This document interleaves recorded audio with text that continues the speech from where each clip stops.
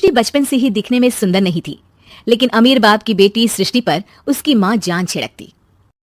मेरी बेटी कितनी प्यारी है, भगवान सबको सृष्टि जैसी बेटी दे। सृष्टि धीरे धीरे बड़ी होती है।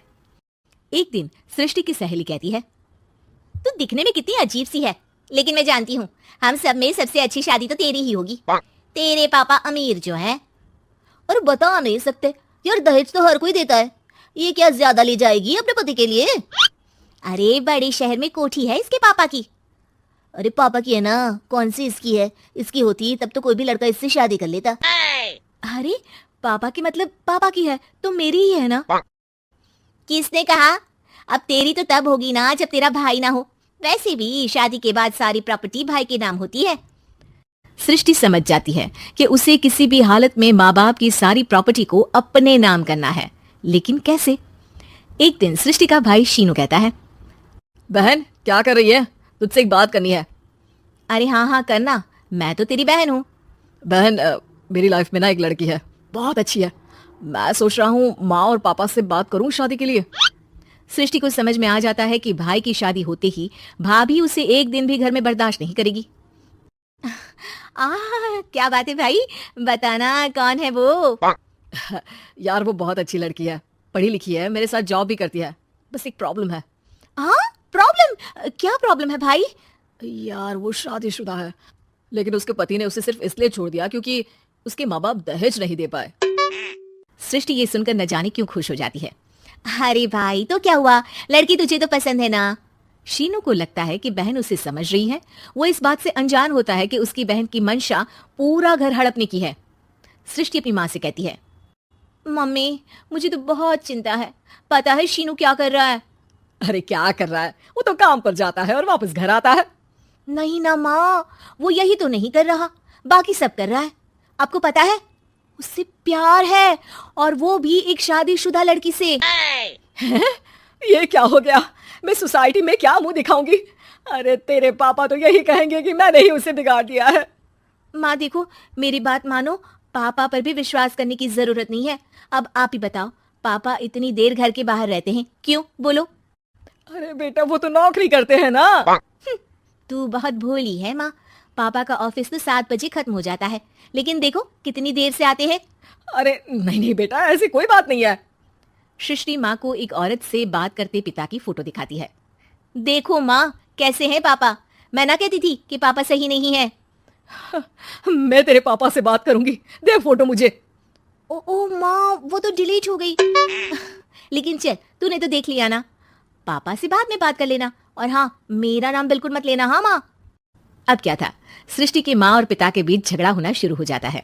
सृष्टि के मन में क्या चल रहा था कोई नहीं जानता था। एक दिन, माँ सृष्टि के लिए एक लड़का देखा है, वो लोग शाम को उसे देखने आने वाले हैं। और हाँ माँ, एक खुशखबरी, मैं और पापा मिलकर एक नया बिजनेस ट्राई कर रहे हैं। शाम को लड़का आता है, सांवले रंग का। सृष्टि को तो बिल्कुल भी पसंद नहीं आता। लड़की की माँ कहती है, लड़की का चेहरा तो कोई खास नहीं, लेकिन अगर मेरे बेटे को आप लोग सेटल कर दें तो मैं उसकी शादी आपकी बेटी से करवा दूं।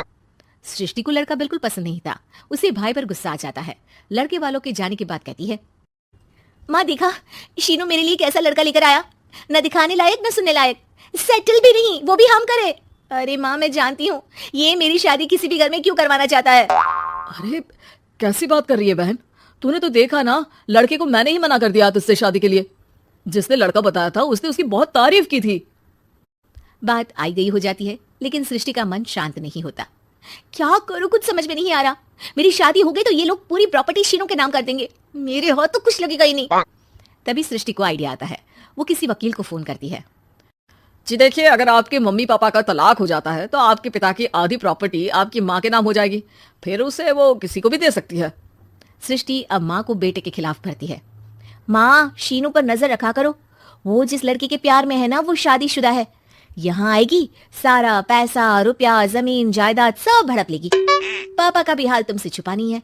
ऐसा ना हो कि मैं और आप एक दिन सड़क पर भीख मांगे। हे भगवान, मैं तो जीते जी मर जाऊंगी अगर ऐसा हो गया तो। ऐसा हो गया नहीं माँ, ऐसा ही होगा। अभी समय है, आगे का सोच लो।